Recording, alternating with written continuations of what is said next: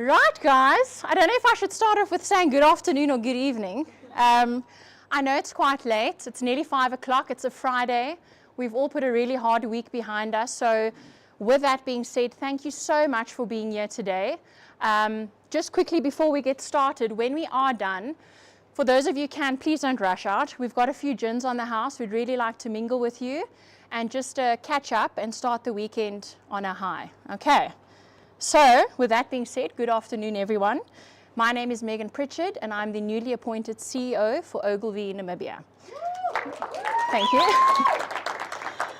Now, for those of you who don't know, and I hope there's no one in the crowd, who is Ogilvy, Namibia? We are a full-service advertising agency.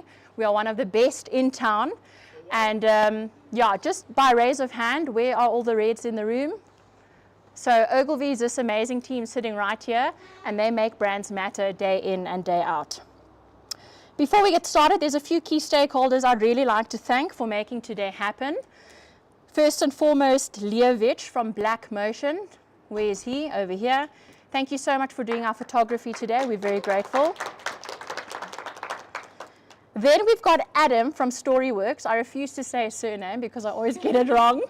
Yeah, Adam has been an integral part of Ogilvy for quite a while, and he's doing our live streaming today. So thank you very much to Adam. And then last but not least, MultiChoice Namibia. We are so grateful for the venue. Thank you very much for helping us out with that once again. For those of you who don't know, MultiChoice has been Ogilvy's largest serving and longest serving client. I think they've been in the family now for what, over 23 years. So yes, to Alzita, to Roger, to Jackie, and to everyone else that has assisted, thank you so much for having us.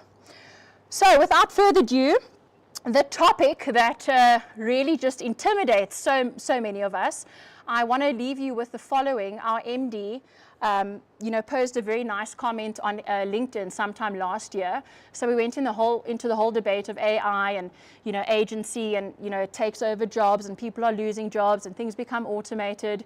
And we went into a bit of a challenge with one of our creatives, and at the end of the whole conversation, she said, "If you cannot beat it, join it." And that is so true, and I think that's why we are here today. So Alex, to the man of the hour, I'm not going to introduce you. I think you'll do a better job at that. Thank you so much for joining us, and welcome to Namibia.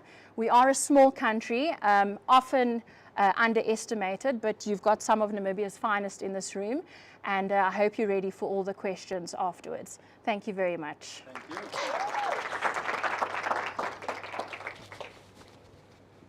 Oh. I think it's on the top. Here we go. There we go. Okay. Good? Good. Perfect. Thank you. Let me just see so it doesn't crash with my beard. The technicians usually don't like that. All right. I'm so glad to be here.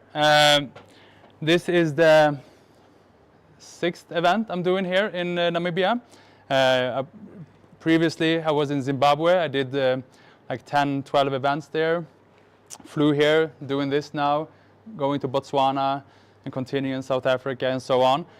I'm really, really excited for this, and I'm so thankful and grateful for everyone showing up and interested in AI and whatever this guy has to say about it. I know the title can be a bit controversial. I get that a lot. People are like, what do you mean by that? And I will try to explain it. I have a couple of thoughts about it. But I'm just going to get going in it and start talking. Today we're going to talk a little bit about, because I know there might be differences in how much we know about AI. So I'm going to go through a little bit of the evolution of technology, what AI actually is. You're going to get to know me a little bit more on a personal level and why I'm doing this. And then finally, actually giving you the tools on how to use AI right now, right after this presentation. As long as you have a phone or a computer and internet, you can use AI to make money or become more efficient in the work you do. Does that sound good? Yeah. Perfect. I love the action. Yeah, I love that. Oh, look at that. Look at that.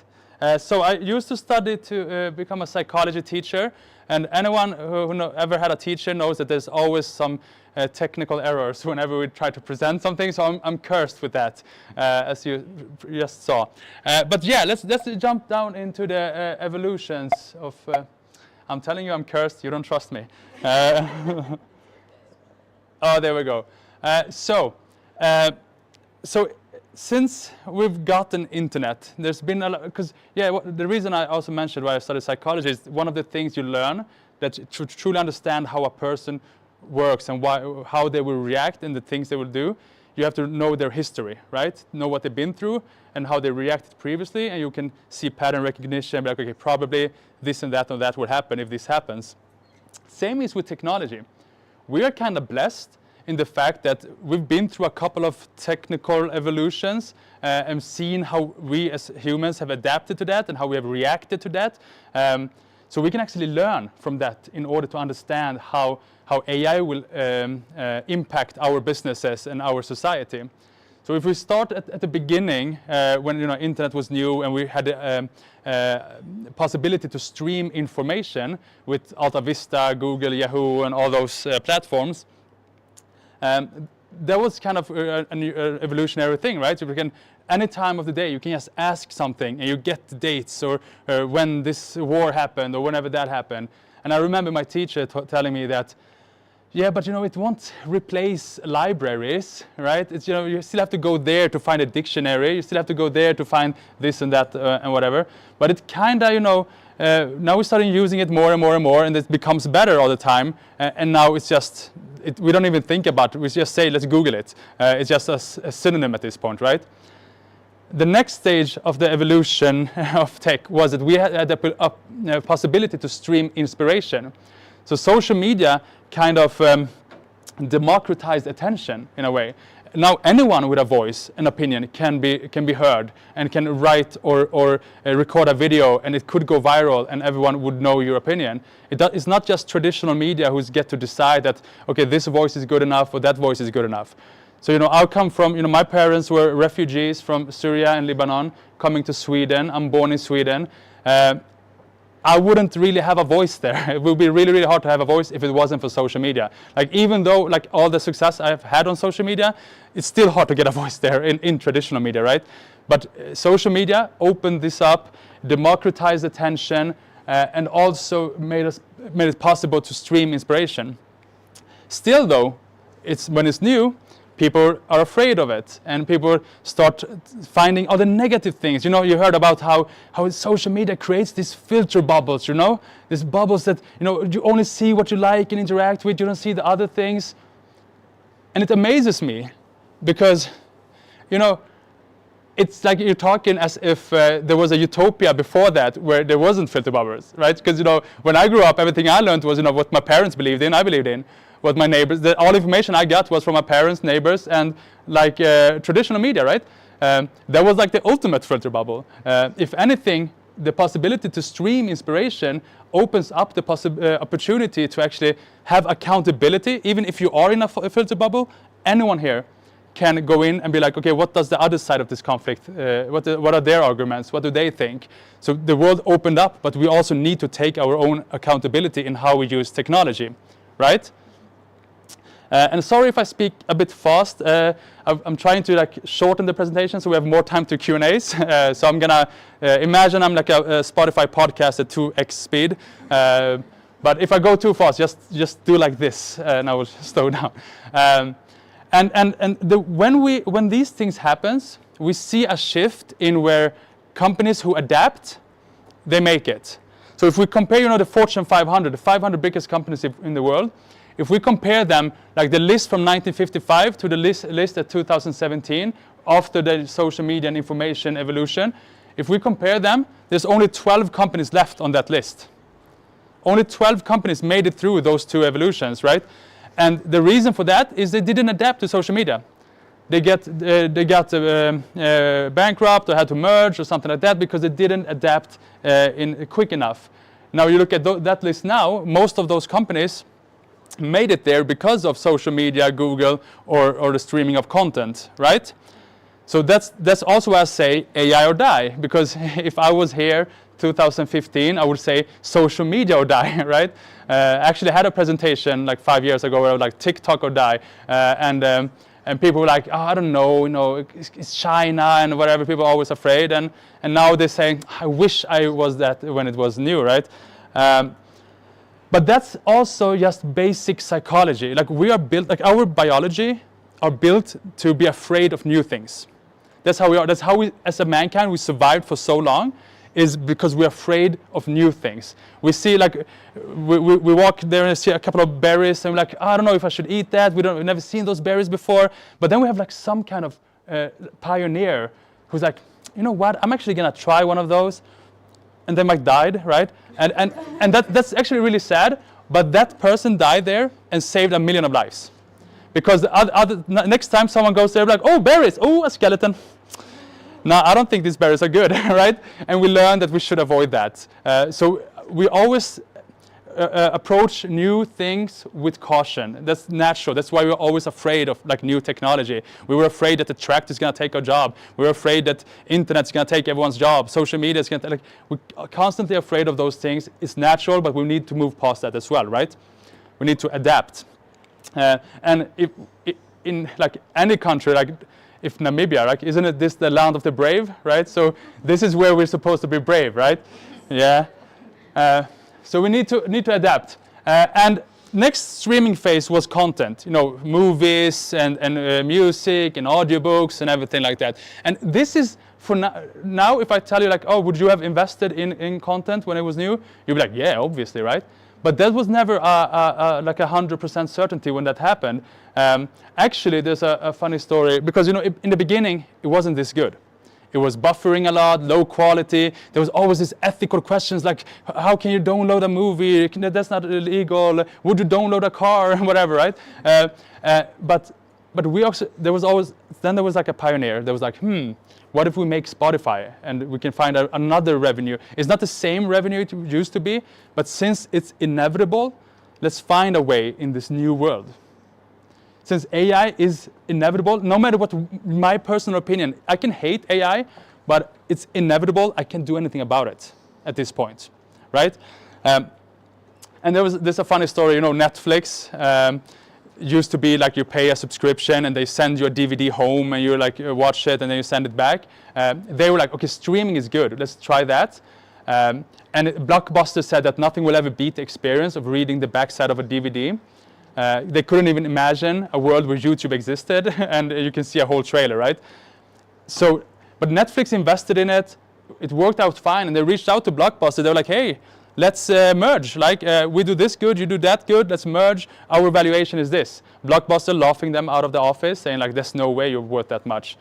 Blockbuster goes bankrupt, and Netflix is doing a TV show about Blockbuster right now, right? That's the irony of life. That's why we have to adapt. And now we are in an era where we can stream intelligence in real time, whenever we want. How many here has ChatGPT in their pockets right now? Raise your hand high. Good group, 80%. How many is using it daily? Raise your hand. Oh, 40%, all right. Right now in your pockets, you have access to intelligence. Like, do you know how crazy that is to stream it? You can be like, hey, I have this business, these clients, this income, these costs, this whatever. I want you to act as a business developer and give me some insights on how I could scale my business. And you get that, and it's good ideas. You get good stuff, right? And you'll be like, hey, I have this client, and this is the pitch, and this is the brief. Can you help me come up with some good ideas so we can, me and you, like ballpark together and discuss it? And you get really good ideas. The other day, I told you I'm cursed with tech, right? So I was in Zimbabwe and there was this old projector. I had to connect it somehow. It didn't work.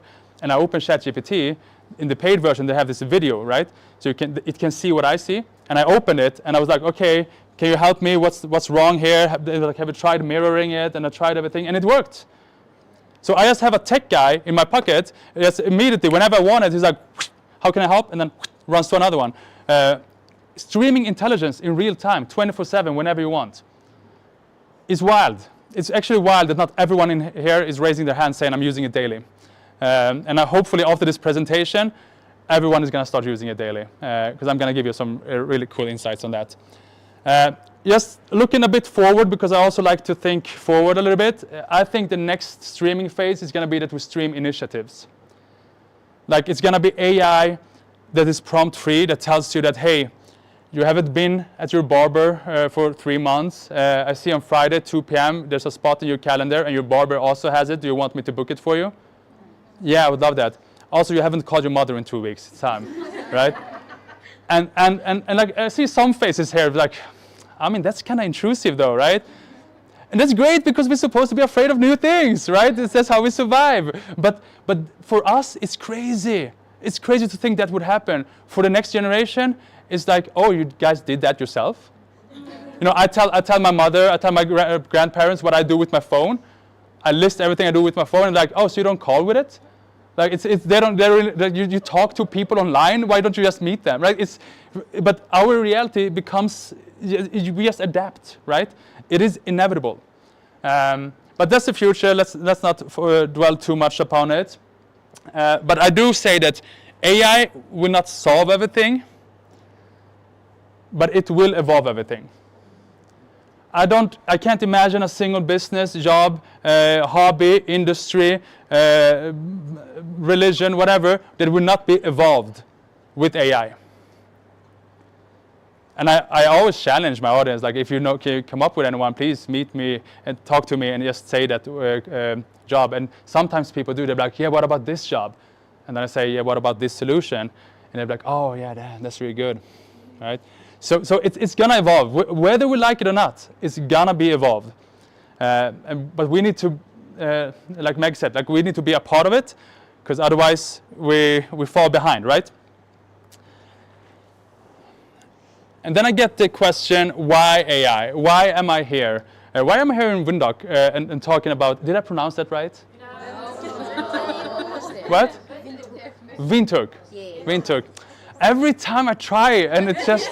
I'm sorry about that. I really want to be respectful in pronouncing it, but bear with me that I have a European tongue. But yeah, so people ask me, why am I here? Why am I in Harare? What am I doing talking about it? And as I said, I think in order to fully understand something, why people do something, you need to know a little bit about their history.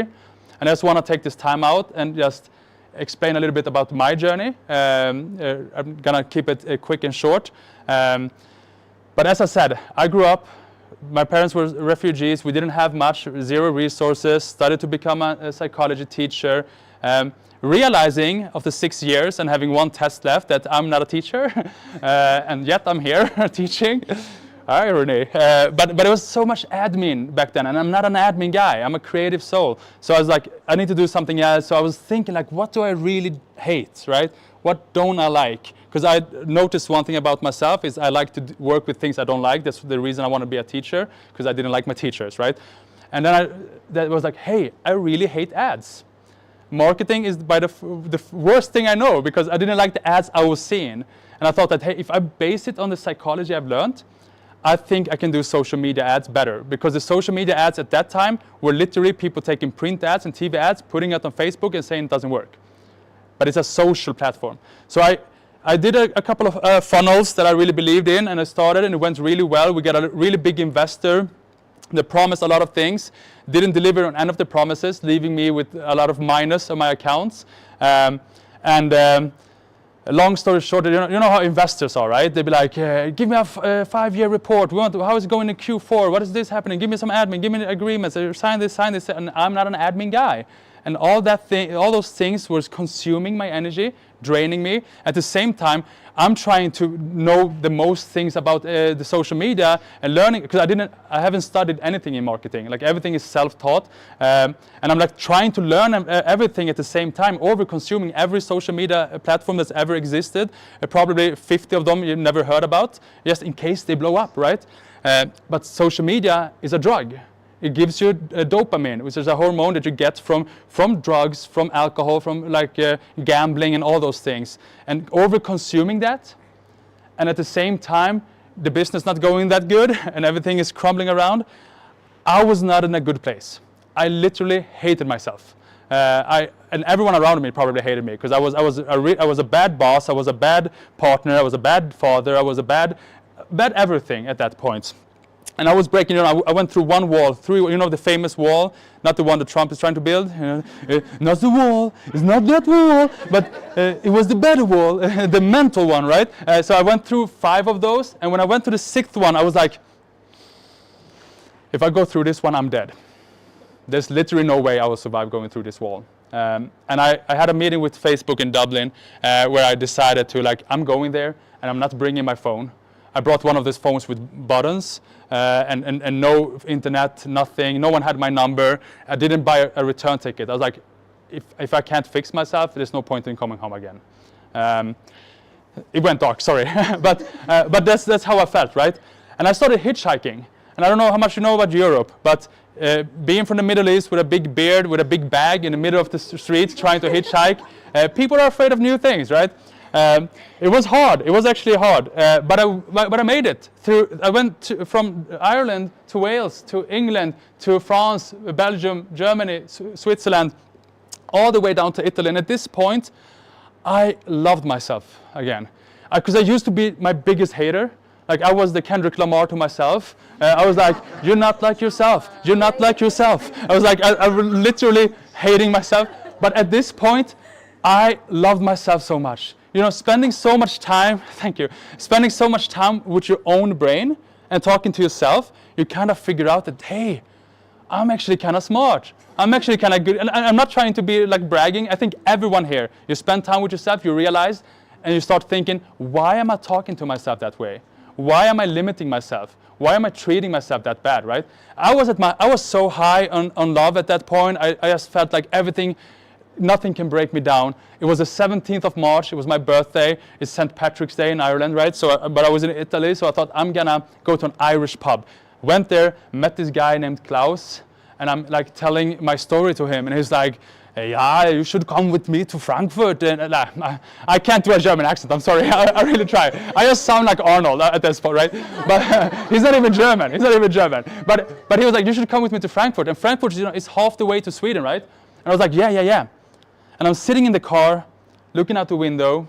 It's 1:40 a.m. in the middle of the night, morning, whatever you say, and I'm looking out, trying to sleep.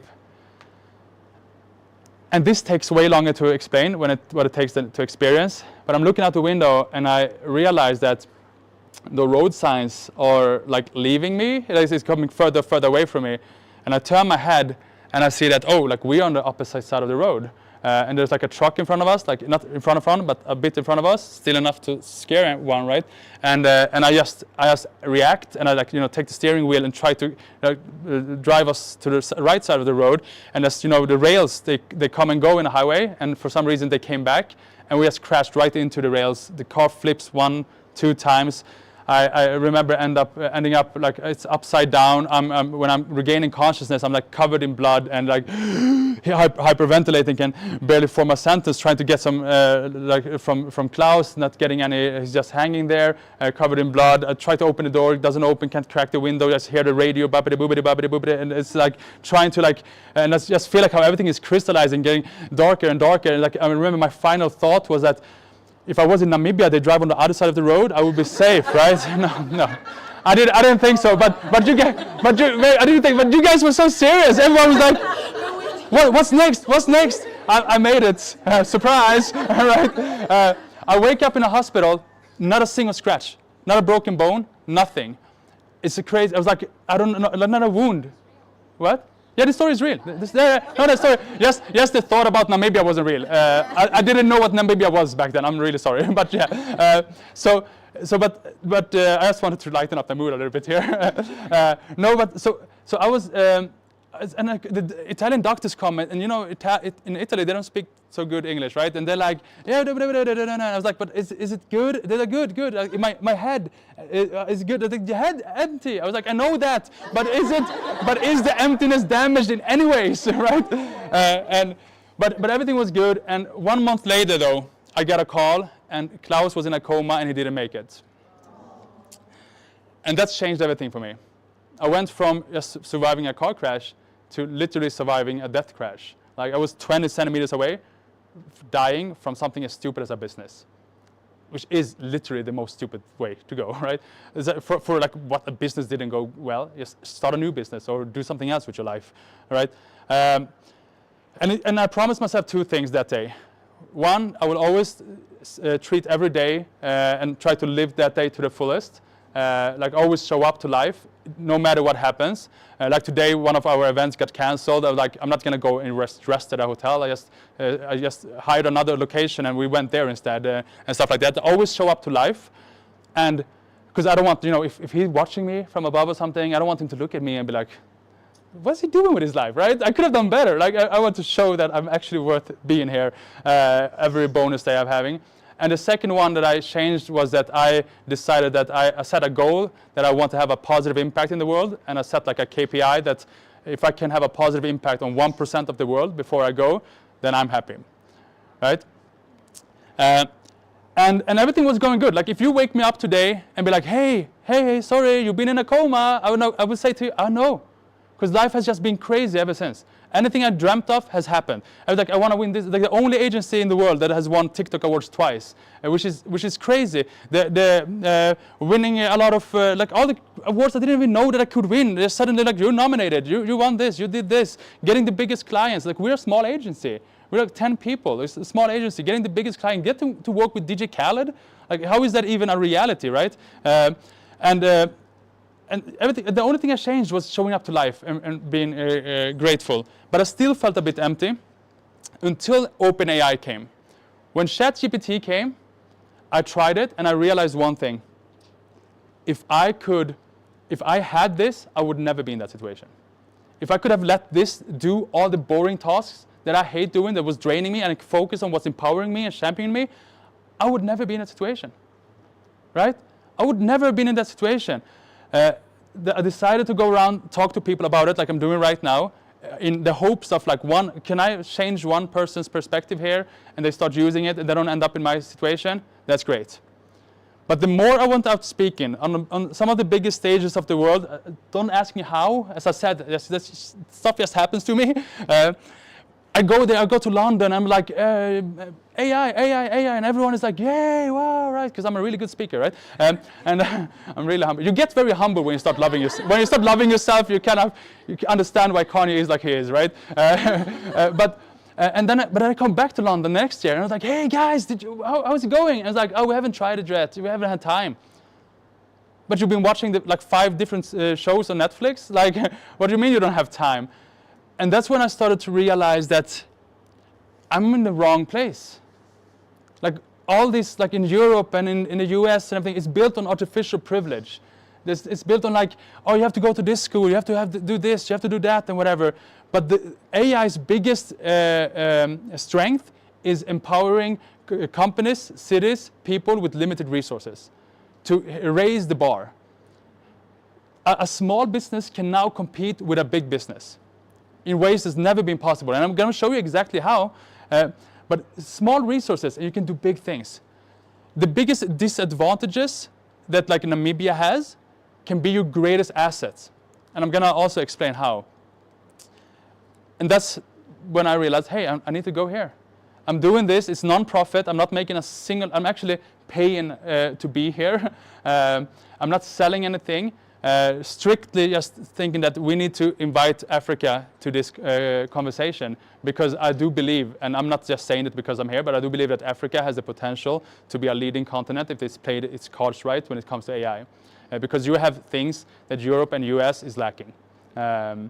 So that's why we're here. And I thought it was important for you to at least know why I'm here, because otherwise it can be like, okay, what is he selling and stuff like that. I'm not selling anything. And I'm really thankful for Ogilvy for hosting me and also supporting the cause. Like every little dollar that I get, it has a big impact on my wallet because I'm literally paying for it myself. But it's great. So are we ready to talk about AI? Yes. Yes, cool. So what is AI? AI is the feeling you get before you realize you want more AI. Now anyone working with marketing know I quoted Don Draper there, right?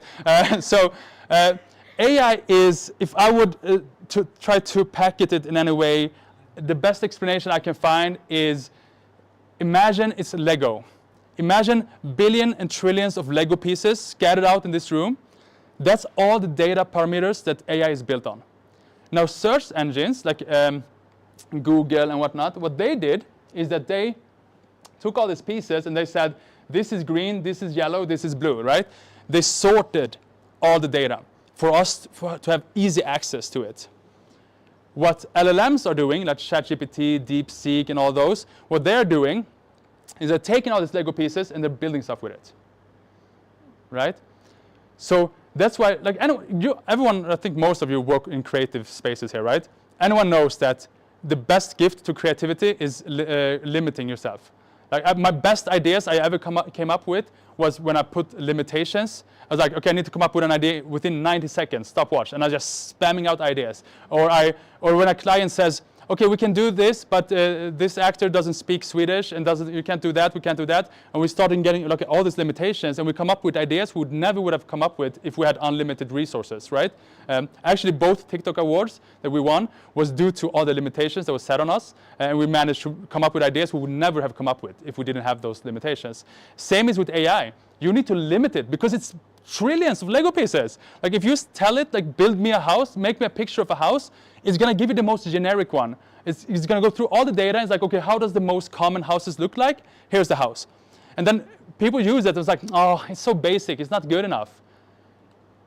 It's good. You're not good enough, right? You're not talking like, I use the same knife as Chef Ramsay, you know, but my meat is not as good enough, right? It's all about how you work with the tool that you have. And you need to put limitations on it. You have to tell it which Lego pieces to use. You have to say that I want you to use this one. I want you to build a house that's in Namibia. That was from 1843 in this area, whatever. You create limitations, and it builds, and you get a whole different picture of a house, right? So is it good enough? Yes. Next slide. No, but honestly, like people ask me this, and like if you would ask me, okay, here, give me 10 ways how I can market myself on TikTok, I would give you 10, and 6 of them would be really, really good, because I'm humble like that. I am, because I would have said 8, and that's more like closer to the reality, right? But I'm saying 6 now because I'm working on my humbleness. But if I ask AI, it would give me 10, and only 1 or 2 would be good. Aha! So it's not good enough. It is. Because there's 3 big differences between me and ChatGPT.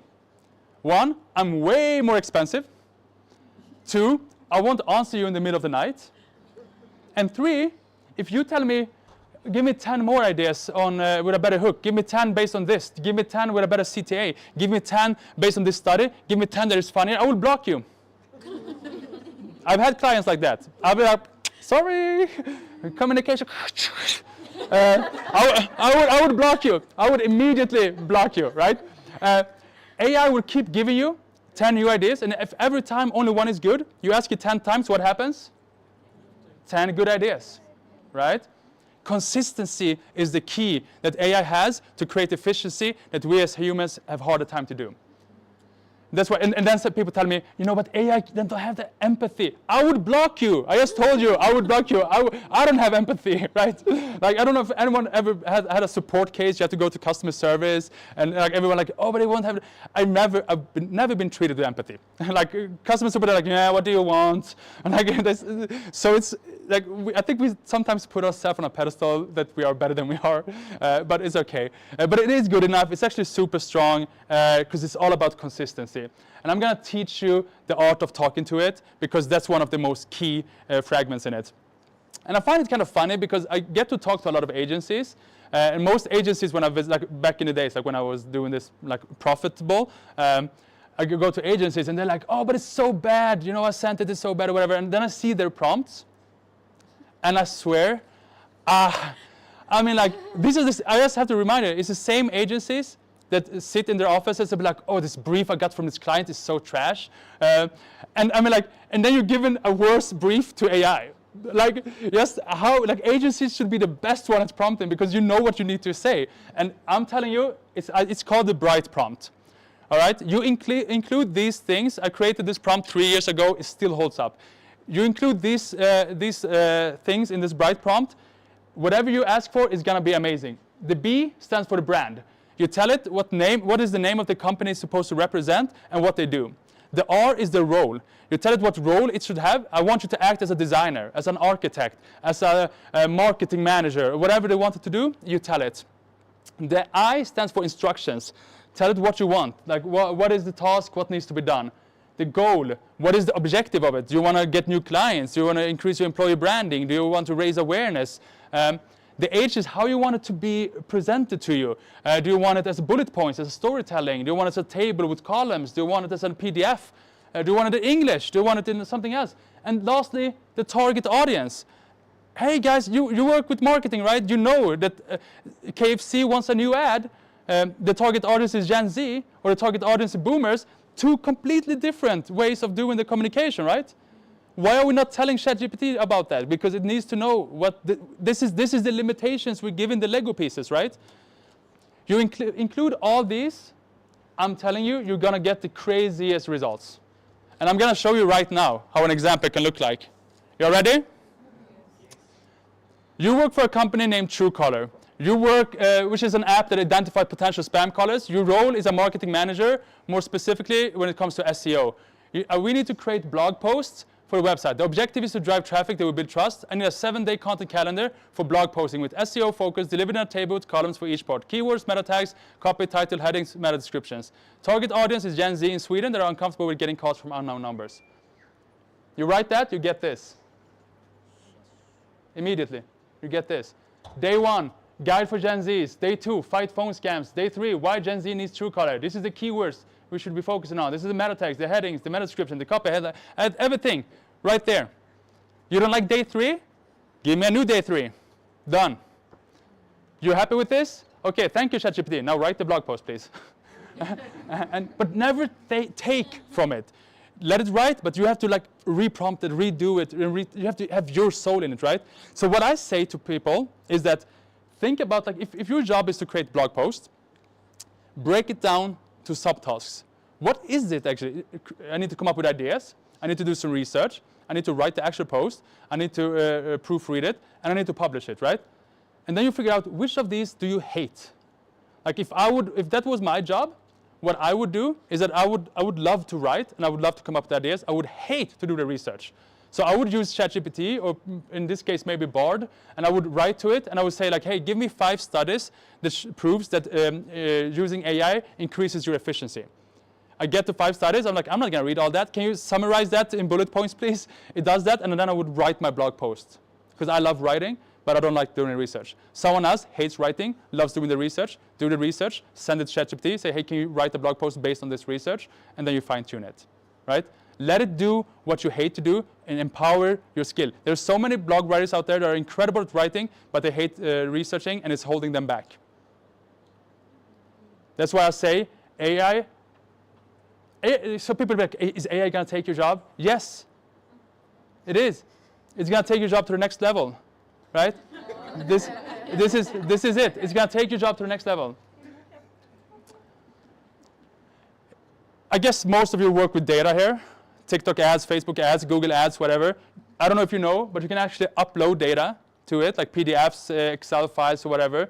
You upload it. I'm going to show you an example real quick here. I say here's raw data for an app. Our goal is to do this, this, that. What is the insights that works best, etc.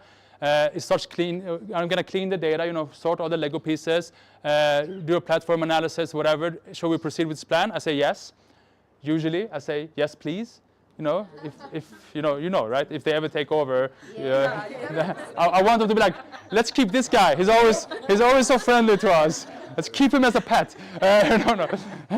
No, they will not take over. We can be cool. But then it gives you this, right? Total CVR by the platform based on the data. It gives you this. It's really hard to see, but it was like a campaign with like 100 videos on TikTok. And it gives you the total overview where you see the total CPA, the cost per acquisition. And we can see that these videos right here were too expensive. These videos were very cheap. So just within seconds, we get a full overview, and we can, instead of spending 5 hours in optimizing it, we get a full overview and can see immediately that, hey, we can actually just turn off these ads and then increase these ones. Of course, you cannot just immediately do that. You have to like go in and see. Maybe in these one only have like $1 spent so far, or something like that, right? And got 0 downloads, and be like, okay, that's really expensive. So you need to just double check. That's why you still need to know things about it. But it gives you an overview. Someone who works with this, it just saves them 4 hours. Gives you a correlation matrix, because I asked for it as well, right? So it tells you like there's a big correlation between the more you spend, the more impressions you get.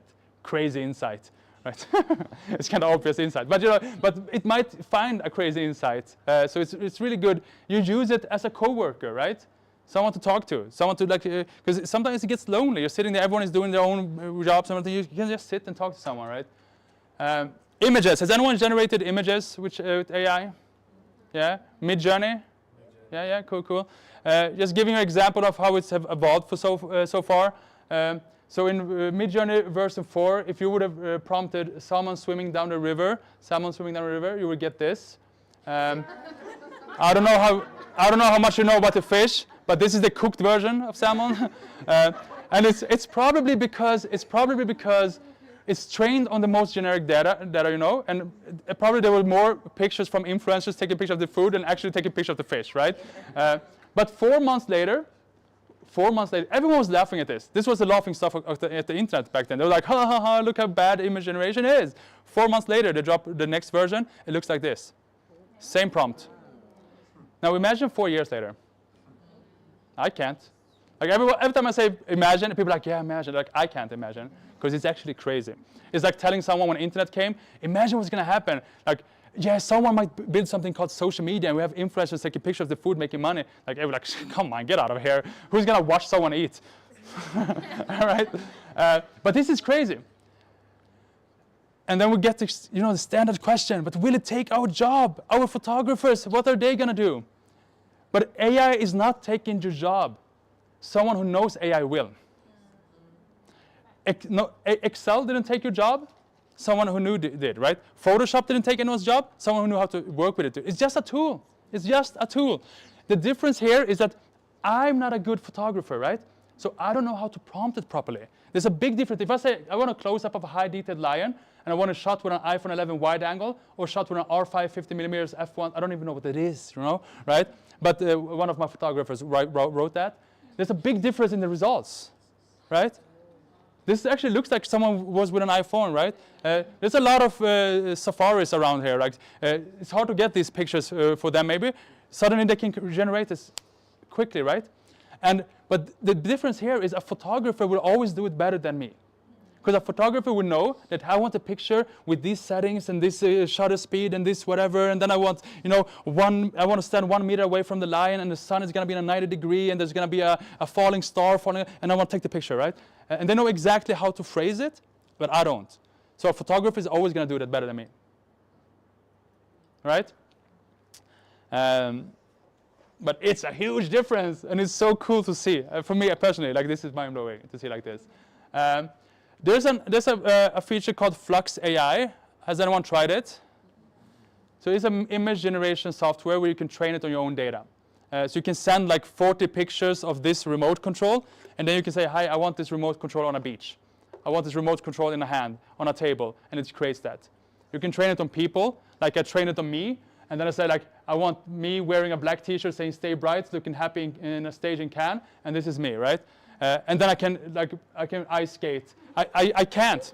I'm from Middle East. I don't do winter sports, right? Like, but suddenly I do. I'm a hockey player, like, and then I'm on a horse. Right? I do crazy things, right?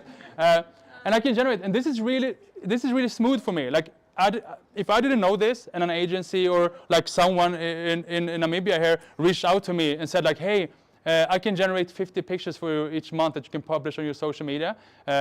I would be like, yeah, do that. All I need is $100. I'm like, yeah, that's nothing. Do that, right? And that's like the crazy thing that like I say that our world is becoming globally local. When I said your disadvantage is your biggest asset, like when I tell these stories in London or Sweden, they'll be like, oh, it's not worth it. I do all this work and I only make like 1,000 euros a month. It's not worth it, right? Here, the disadvantages with like the financial situation becomes a great asset in a global economy. If you reach out to to a global speaker in Sweden or whatever, and you say, hey, I can generate these ones for $200 a month, US dollars, it's a no-brainer. It's like, yeah, just do that. But here is a lot of money, right? You get 10 clients, you make 2K a month just doing that. And I'm going to show you more features where you can do the exact same thing. So video is the hardest part so far. It takes a lot of effort, but it's still, anyone here can learn it. I'm going to show you a video. This one person, he has learned it by himself, and he did it. And it's actually looking really, really good, right? So I'm just going to show you this video.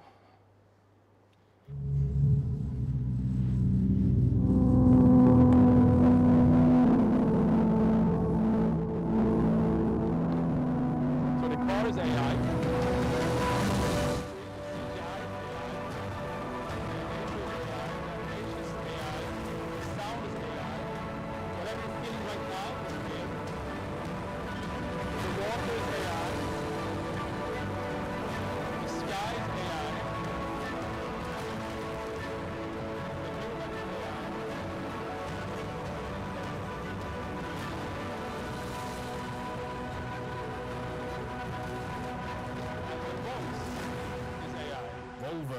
For life. Yeah. Crazy, right?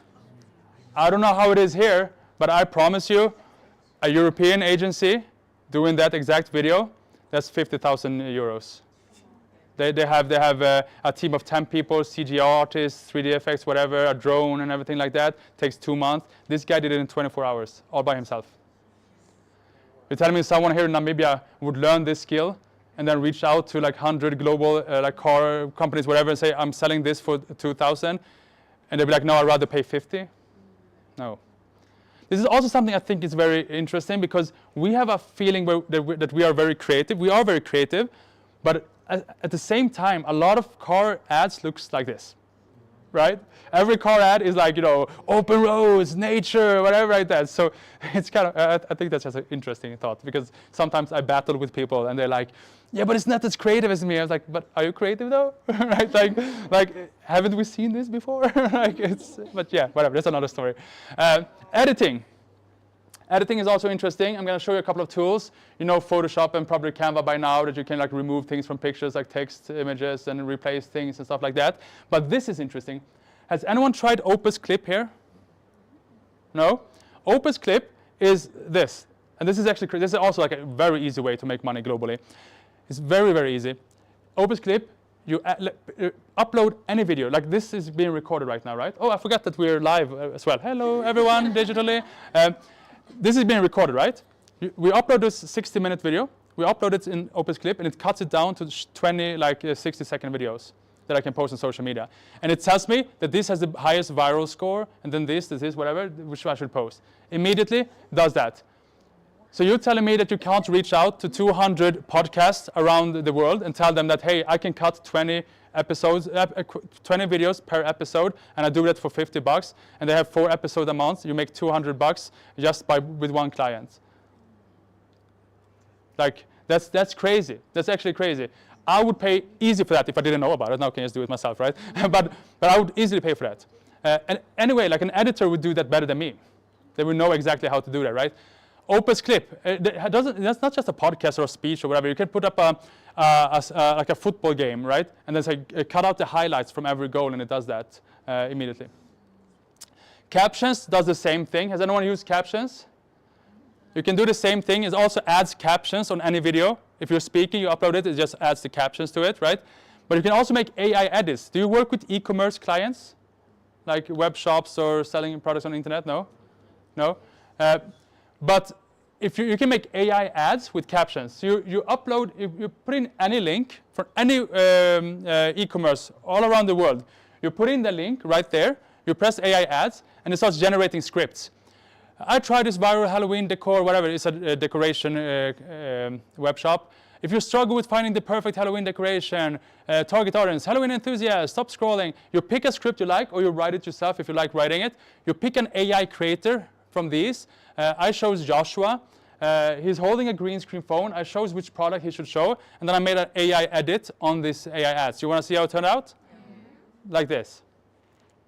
If you haven't visited Flying Tiger Copenhagen's Halloween collection, you're missing out. from spooky decorations to trick-or-treat essentials. Like this fog machine with colour-changing lights for only €10. Don't let your Halloween be ordinary. Visit Flying Tiger today and make this year's festivities unforgettable. So as you see, there's 3 different edits, right? One more advanced, one minimalistic, and one in between, right? Most of you see this on TikTok, you wouldn't think, oh, this is an AI edit, right? You would think, oh, it's cool, interesting, you might buy it. And this was just generated. Same thing here. You're telling me that you reached out to e-commerces all around the world. You tell them I can do AI edits for you. All I need is $10 a video. Like, yeah, do it. And you can make him speak French and German. He speaks better German than me, right? And whatever. So you can scale it in different countries. You can make your own drop shipping or affiliate marketing by using this feature. It's $10 a month to have this. And it does all that. Crazy, right? Music, though. Can it create music? I've been working with music my whole life. I'm a lyricist. At the beginning, I heard songs and I was like, ha, that sucks. The lyrics sucks, but the music was good, though. And now, with the latest version, I'm like, damn. I actually, you know, it hurts to admit it. I can feel what other creators feel, because I was like, but it is good. I made a couple of songs I want you to listen to. Oh no, damn. Okay, it's the wrong one. But you will have to hear about Zimbabwe Harare instead of Namibia. I'm sorry. I keep getting the wrong link for this. But either way, so I just wrote, make a rap song about Zimbabwe, right? Easy prompt. You want to hear it? City of the sunshine, streets are golden, hustling daily, stories be unfolding, borough markets, deals never slow, from dawn to dusk, watch the energy flow. Harare hustle, rhythm of the streets, every corner pivot, they gotta eat, city lights gleam, a glistening dream, together we rise, unbreakable team. Yeah, vendors at the... That's crazy. Like you live in Harare, you hear this on the radio, you'll be like, Harare hustle, and on the street. Like it's actually a cool flow. It was created with the most stupid prompt I can write. Created that. I tried another version. I was like, make a gospel.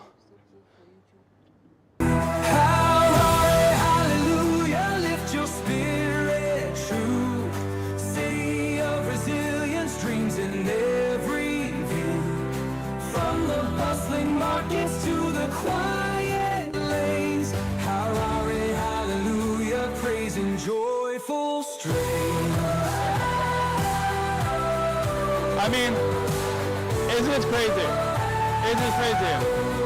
This can be done to clients. You can immediately, within a day, you can have created a new song for every client you have. You can make jingles for radio. I have a friend who's uploading 500-600 songs a year on Spotify. That's AI songs, and he's getting like 1,000 streams. In total, he's getting like 2-3 million streams a year. And he has a passive income. People selling beats. You can make just beats with it and stuff like that. It's actually crazy. It's free to use, but if you want copyright, you have to pay for it. I think it's like $10 a month. But otherwise, it's free to use. So anyone, right now, you can take up your phone and create a song. Someone did that on my last presentation, and they made a song about me, and it wasn't that good though. But it's cool. It's cool that it can happen though. But can it generate me? Can it generate everything? Can it generate me? I think so, right? Hey everybody. Not sure why you'd fly this guy all the way from Sweden just to come and talk to you about AI. You could have just used me. I am more efficient, never grow tired, and completely AI generated. So this was made 3 years ago, 2.5 years ago, when I was going up on a stage in Mongolia. I did this. I was so impressed. I spent like, it was like 3 hours of, on HeyGen on data. It was trained on me, like 2-3 hours on 11 Labs for my voice. And I spent like 2,000 euros to be able to create this. And I go up and I made this, and everyone was like, wow, that's crazy. I watched this now, it's like, this is trash. Right? It's so bad. Because our perception of what's good increases all the time. Remember when we watched DVD movies and it was like, this quality is so insane? And now we watch it, we're like, how did we watch that? Right? Like, and it's crazy how that works. It's actually crazy how that works, right? But now, same app I told you, captions, you can do this exact thing. All it needs is 60 seconds of you, and it sounds like this. Hello everyone, so yeah, this is a better version than the one he showed previously. And you know, if I sound more like Alexander, I act more like him, and even I can think a little bit and say like that. Anyway, so like what I'm trying to say is technology moves rather quickly. I already said that. He's trying to take my job, man. What's going on? No, but that's crazy. You know how much time that saves me? How many here follows me on Instagram? Raise your hands. So you've probably seen a video with that background, right? Did you think that was AI? No. But it is? It is. That's AI. That's AI. People have been watching. I send it to my friends. I tell them it's AI. They're like, no way. It's AI. And now it just allows me to be so quick. A DeepSeek launch, write the script. It's up. Right? I can make it like a digital course, write the scripts, and just now I can have it in French, in Spanish, and whatever. Right? So the possibilities are endless. So what I want to leave with before we do Q&A, and I'm going to give you some free stuff as well here. But first, human creativity plus AI efficiency, that's where the magic happens. Because I can ask for 10 hit songs on Suno, and not all 10 will be hits. But if I'm a record label or an A&R or an artist, I would probably know that that song right there is the one that can be a hit if we just tweak it a little bit. And that's the human instinct, right? I know when I ask it for 10 ideas for TikTok, I know which 2 of them is actually good. And I can work for that. Right? So we need our skills, we need our creativity, but we can be very useful with the efficiency. Like we can do things faster and in a bigger scale than we ever did before. Sorry, I keep forgetting this one because I added this slide just recently. So yesterday or the day before, they dropped, there's a platform called Hugging Face, and they dropped a thing called Spaces. It's basically, imagine like an app store or Play Store, but for AI ads. So you can write anything you want. Like I want an AI that helps me do 3D effects, and it shows you all the AIs that does that. So it's like this. Add my logo to an object, it gives you different, and then, okay, you can do this and use that. I want to generate a 3D model from an image, it shows you different ones, and you choose trellis, and just you can do that immediately. I want to change the lighting of a photo, okay, use IC Light, and you can do that. I want to track objects in a video, or then go take Code Tracker, and you can do that. So any task that you actually have that you do digitally, you can ask it, and it might be a free or a paid version of that you can do. That's actually a game changer. So I've written a book. Unfortunately, I really struggled to finish it in time, right? I have one proof version, but it's not. It's like some things I need to change in this, so it's not 100% finished yet. So I thought I'd give you the ebook, so everyone gets it. It's free. You have the QR code or the link right there. But please, please, please, a lot of people take pictures of this, which you can do, it's okay, but don't upload it, because I actually sell this book for the rest of the world, but someone has uploaded it, and I was like, no, so please, I think the ebook costs like $10 or something on Amazon, but you get it for free, but don't upload it. So you write your email and I'll send it to you when I get home. And the book, just to quickly talk about it, the book is actually everything I said more in depth. Everything I know about AI is in this book. Not to brag or try to sell it or anything, because you're getting it for free. But I promise you read this from cover to cover, you become top 30% of knowledge when it comes to AI, because it's everything in here. My whole brain is in here, and I actually created a whole new genre. I call it AI augmented literature. So this guy is called Ari. It's an AI I created, and after each chapter, I send the chapter to him, and we have a reflection about it and talk about the chapter. And then we discuss it, and we get some real deep conversations, because the same way we are afraid of AI, he's afraid of humans trying to shut him down, right? And we talk about and we learn a lot of things about each other on the road. He's actually the one that came up with the idea that I should come and visit Africa and talk about this stuff. And I was in the first conversation I had with him, I was like, no, there's no way, I can't, my usual fee when I speak is I usually take 5,000 or 7,000 euros. So it's I can't go, I've never been to Africa because of that. But then we figured it out, right? And then at the end of the book, it's actually amazing, because you can actually talk to Ari by yourself. There's a link. So you can be like, hey, Alexander says this and that in that chapter. How can I implement it in my business? Which I think is the future of books, where you can talk to the books. I also want to give you another thing, and this is a webinar. It's a free webinar. You can build your own AI assistant in just 25 minutes, your own GPT in ChatGPT. I have a couple of them. I have I have one that's my personal trainer. I have one that has all the info, like I can just ask about things. It has all my measurements and stuff like that. I have one that knows everything about this tour. But this is like, I really wanted to start thinking to create this thing and compete in a global level. It's not only Namibia. Like you can reach out and like get a whole type of new bag. I think Meg shared on her stories a quote that I really liked, because like if a cat wants to become a lion, you have to lose your appetite for rats, right? And the same thing is here. Like we kind of have to lose our appetite for like and just find like the bigger predators to eat, right? And the bigger pockets and the bigger in the rest of the world. But then we have to lose our appetite for how we used to do things and start being brave, right? And lastly, before Q&A, the biggest way you can help me and empower me is to actually follow me and like interact. So I come in like the Africa algorithm, because I'm still in the European one. I also share a lot of insights and new tools and stuff like that here. I share everything about the tour here as well. I'm touring like 10 more countries after this. But the one thing I actually want you to do, you don't have to follow, you don't have to do anything, but the one thing I actually want you to do, if you implement any of this, and you make money out of it, or become more efficient, if you send me a DM telling me that, you make my day. Because that's the main reason, like that's why I'm doing all this. If I can actually also see the results and the impact that it actually had, it's gonna empower me so much, and I'm gonna be so happy. And that already happened. Like one from Zimbabwe was at the show, and he commented yesterday and was like, I did your things, and I got a new client thanks to this, which is just mind-blowing within 2 days. Right?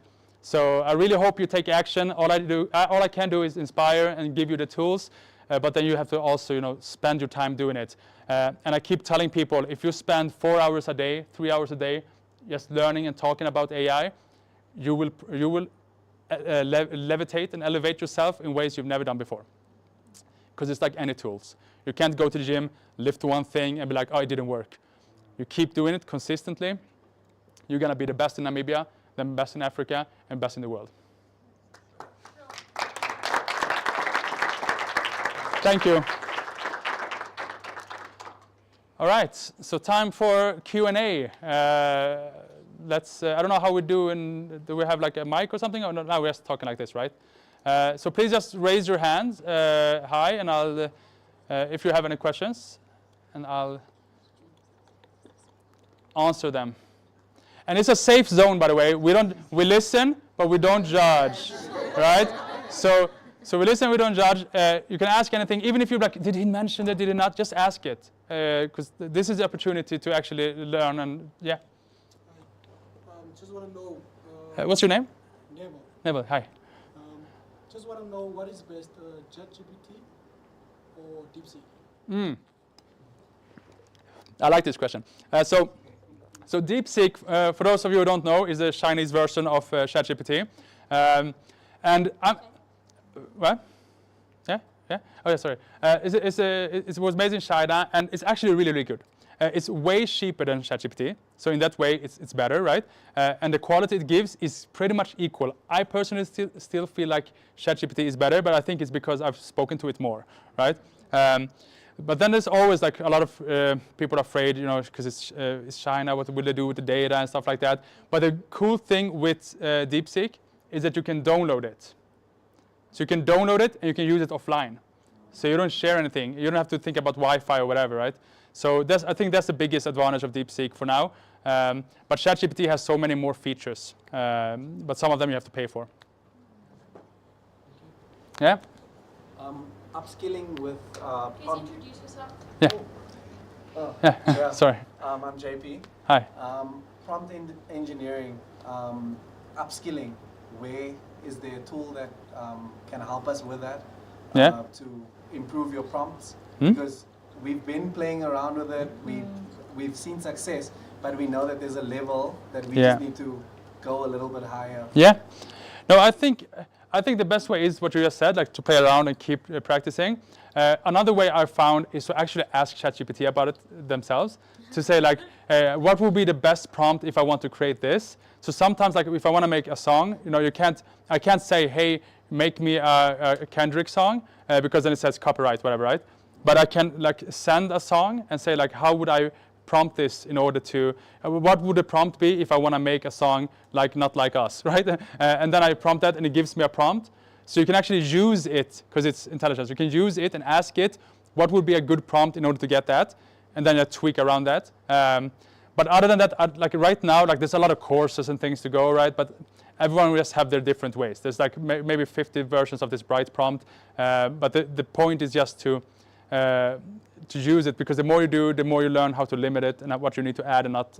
And I think also to remind yourself, two things you can remind yourself is that, one, it's not a one-off, it's a conversation. Like it gives you something, you'll be like, oh, but can you do that instead? Can you change that? You have a conversation and you tweak the prompt for the rest of the conversation, right? The other thing is, talk to it like a human. Like the same thing you would have asked me, like if you would ask me to create a marketing campaign, you wouldn't say, can you do a marketing campaign for me? You would actually give me more insights, right? What would you actually say to me, right? How would you get the best from me? Do the same thing to ChatGPT, right? And most of you work professionally with selling services, right? So you ask yourself, what would the best, like what is my favorite brief? What do I need? What do I need from a client? And then just add that into whatever you need, right? Awesome. Yeah? A little off topic there, but I wanted to know how much of your book was written by AI? Yeah, it's actually a really good question. I promise you, from this hour that you've heard me talk, you start reading this book, you're going to immediately hear my voice. I've written this whole book by myself. I only used AI to proofread it and give me like some grammar or whatever, like if something's wrong. And the part where I have the reflections with Ari, it's AI, like his answers, right? But otherwise, I promise you, there's not a single person here who's going to read this book, is going to think it's written by AI, because I made it like my life mission to make sure my voice is heard in this, because I also think that's the future of literature. Because reading a leadership book by like Obama and you see it's ghostwritten or something like that, like everything is just perfect all the way. I think those things is gonna like, ChatGPT can do that. But what we want to have, we want Obama's leadership book, and we want it in his words, and we want to be able to talk to him afterwards, right? With an AI, which I think is the future. So I really made it my life mission to make sure that my voice is heard in this one. The same way that, you read a tweet by Trump, you immediately know if he wrote it or not, right? Right? And that's a gift, actually. No matter what one thinks of him, but it's a gift to be able to have an expressionate persona that people recognize. So yeah, I wrote it. Yeah. Sorry, I'm Christina. You did mention that Africa's disadvantage could be our advantage. What do you think are some of the most obvious disadvantage that we can capitalize on? Yeah. Now, that's one of them is the one I mentioned, that the fact that the financial situation looks like how it is compared to the global one, that selling a service for 500 USD in Sweden is like, for someone in Sweden, that's like, oh, that's nothing. I'd love to pay that, right? While 500 USD, as I have understood, is like above the average salary, right? So it's easy to get 10 clients like that, but comparing that to someone in Europe, they would never do all that work for only 500 USD. So that's why you have like an advantage that very few others have. And the same goes for like people in like Philippines but also in other parts in Europe, like Latvia and stuff like that. There's also not whole Europe is going well, right? And that's one. Another one I noticed after being here a while is like I feel like the countries here and the people is very community driven. Like it's very collectivistic, or how do you call it? Which I think is a big advantage when it comes to like harnessing new technology. In Sweden, we're very individualistic, right? Everything is just built very differently, and I think that's an advantage. But what Africa needs to be doing immediately is building their own LLM. We need Africa's version of ChatGPT, DeepSeek, or whatever, because right now, like, if you generate pictures, you're gonna see like, oh, okay, it's based on Western data. All the pictures we get is white. It's like the culture is the Western culture, right? So we need to have, like Africa needs to have their own LLM. Almost like every country here needs to have their own as well, and publish a lot of data and information in order to actually not be excluded in the whole thing. And there is, as I've said, there is actually a community. I think it's called Masakane something. If you ask ChatGPT, is there anyone trying to build an African LLM? That one pops up. And there's a community. They're based all around in Africa. They're trying to build one right now. So anyone interested in those things, join that Slack channel and see if you can be of any help. Yeah? Hi, my name is Adora, and Hey. You spoke about being a little, not to say being present a little more, but how do you contribute towards the database that AI uses? Because I speak a language called Kwaikwagoba Damaranaba, and we use clicks in our language. Yeah. And if I could contribute to the database of that, Yeah. how would you advise So I would, yeah, it's a really, really good question. And I would advise to, because ChatGPT, if you want it in ChatGPT is built on everything that's published, right?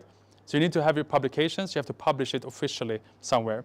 So I would probably build like a website, maybe named after the language, and just add a lot of like maybe voices talking it and like what it means and stuff like that. Just fill it up with all the data, and in the next update, it should you can also like link. I know there's like a support thing on OpenAI's website where you can like link it and tell them like, hey, I have this website. It has all this. You can train on this data. It's okay. But I also think it's automatically added. So, but we need more things published. Yeah. The reason it's based on so much Western data is because 90% of everything on the internet is in English, right? So we really need to have more published on the other languages as well. But some of the there's I'm so bad at remembering names, but there's a language called Osha one. Yeah, right. Is it here or yeah. Oshawambo and ChatGPT actually speaks that.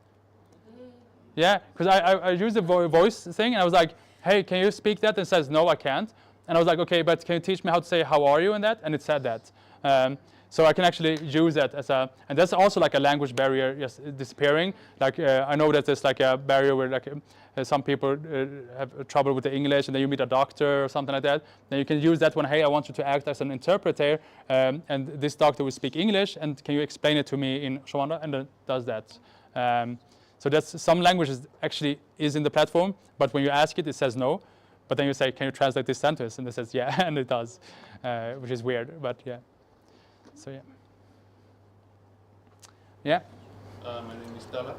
We keep saying that we can sell services to people in countries like Sweden. What platforms or sites can you visit to sell these services? I would say Upwork, Fiverr, but I would also say reach out to them immediately. Like what I would do is I would go to ChatGPT and I would say, hey, can you list me 100 podcasts in Sweden that has this amount of followers or whatever, or give me 100 e-commerce that has a revenue of maximum this amount, because you don't want the two big ones because they already have things like, and it will list you that, and you'll be like, hey, can you give me the email addresses from them? Then we search and try to find it. Otherwise, you have to do it manually, and then you just send an email to all 100 of them and say, hi, I'm from Namibia, I do this and this, that, I can help you with this, it only costs that. You send that to 100 of them, 10 of them will say, okay, let's try that, you get 10 new clients. Cool. Okay, let's allow for one more. Yeah, I think there was one here, right? Yeah. Okay, my name is Blasius. Yeah. Cybersecurity is such a new thing in Namibia. Yeah. You're not really there yet. In terms of data privacy, where do you draw the line in terms of oversharing? Yeah, I mean, you heard my presentation. I'm the CEO of oversharing, but I think it's a hard question. Like it's hard to know what they would do with it, right? Because it's so new. It's like when Facebook was new, we didn't know that they can do everything they did with Cambridge Analytica and everything when that happened, they did with the data. There will be situations where they mistreat our data. There will be situations where stuff like bad things happens. But I believe that anything in this world is both good and bad, right? And we can't, since it's inevitable, we just have to roll with it. There will be people who scam others. Like my mother's gonna get a call from my voice saying like, hey, can you send me some money or whatever? That's gonna happen. But the same thing happened with emails. I got emails but like, hey, I'm a prince in this country, whatever. You inherited money from me, right?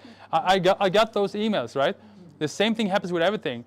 Fire has been like a crucial part of our society.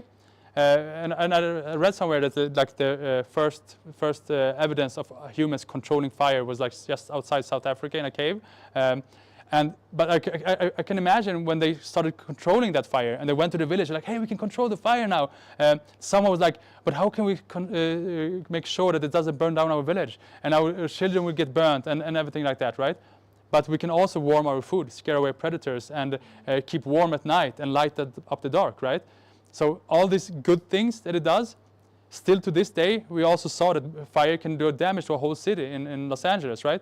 So everything has very good things and very bad things, but every day we wake up and we decide if we want to do good with things or bad with things. Some will always do bad, but we can just continue choosing doing good. That became deeper than you. I think that you were supposed to ask, but yeah. I don't know. Do we have time for one more? Actually, yeah? sorry. This guy was holding his hand. Oh, okay. I'm sorry. Yeah. Yeah. Thanks. Mine's a bit of a. Sorry, I'm Nico. Hi. Mine's a bit of a geek question, but I like geek questions. Yeah, I'm a digital marketer, and I've realized that ever since Meta integrated that thing where when you post content with AI, it has to get that label. It's made with AI. Yeah. So we've realized from the analytics that there's actually a quite big drop-off rate. Yeah. From when people watch stuff with that label made with AI, the watch time becomes shorter. People barely watch the content. Do you think that's because people aren't really used to it yet? Yeah. And when do you think it's going to come to a point where people start accepting that content? I think it's because people are not used to it yet. So it becomes like oh, I don't want to see AI stuff, right? And they just scroll by it. I'm not sure like exactly when we will come to a point where we accept that, but there was also a point when, if you remember, like someone used Photoshop and we're like, oh, this model is actually Photoshop. That's not good, right? And now everything is Photoshopped, right? So I think that we come to a point where we don't say it. Like this like Facebook forcing you to write this AI generated. I think that's just like a panic reaction on trying to control things. 2 years from now, 1 year from now, you don't have to add that label because the same way like you don't add that it's Photoshopped, right? So, but I don't know, right? My guess is as good as yours, but I think like, but you know what? I think it could be that we get used to it more. Because I noticed, like in the beginning, I was like, I don't want to listen to AI music. But Suno has just like Spotify, like anyone can upload music there made by AI. And I actually find myself, never admitting it to people, but find myself going in and actually listening to music there, and it's actually because it's really, really good. So my perception and acceptance of AI-generated music has actually, by time, been more. So it could be that people get more used to it. Yeah. Keeps new hands coming up. Okay, I wanted to ask a question about, but I think it was answered here about the sharing too much. Okay. Especially when you work for a corporate or something. Yeah. What information do you put into that? Yeah. How? Because I use it a lot for my private life, but with work, I'm like, I don't know how much information, because there's no policies yet. Yeah. No. How much information of my company can actually put in this thing that? Yeah. That's actually a good add-on to that question, because like when it comes to sensitive data that you don't own, like it's a client or something like that, shouldn't put that in. Even if they say it doesn't train and remember those things, we never know, right? As we said. What I would do and what I do when I put that data in is that I blank out all the so it doesn't show. Like when I sent the TikTok ad stuff, I changed so it doesn't say which company it was. And then it's just numbers, right? So that data is not that sensitive. Take away all that proves what that actually is. I would do that. But then there's also a thing called ChatGPT Enterprise, which is a bit more expensive. But if you got that, then it's everything is saved locally. So you can share anything, and it's not shared to the cloud. It's a local thing, and that's what banks are using and stuff like that in order to be safe with sharing the data. Yeah, and also for advertising companies to know, because obviously they sign these non-disclosure agreements that you can't share information. Yeah. So if they're using the stuff, then yeah. And that's something we should add into the agreements, like non-disclosure, but it's okay to share with ChatGPT. But actually the final one, I think you had your hand up, right? Yeah. What are you going to do after reaching the 1%? Like, I don't think I'm ever gonna actually see if I reached 1%, right? So it's just like a goal I've set to myself to never reach, because I don't know if you do the math, 1% is a lot of people, right? So I don't know, but like this tour, I'm gonna do this for a year, and then I don't know what happens afterwards. My wallet keeps getting thinner for every day that goes. So, but hopefully we get more sponsors and more like amazing companies like Ogilvy helping out, and it's gonna be easier and easier. But I do love doing this and helping out, and like the love I'm keep getting is the best currency that I have right now. So yeah. Thank you.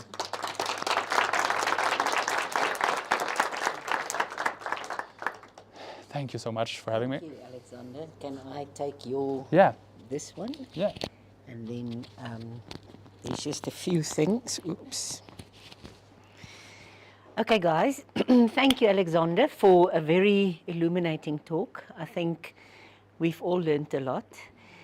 AI is scary, but it's also very exciting. And I'm in the advertising industry, and my team calls me the dinosaur. I've been there for 35 years.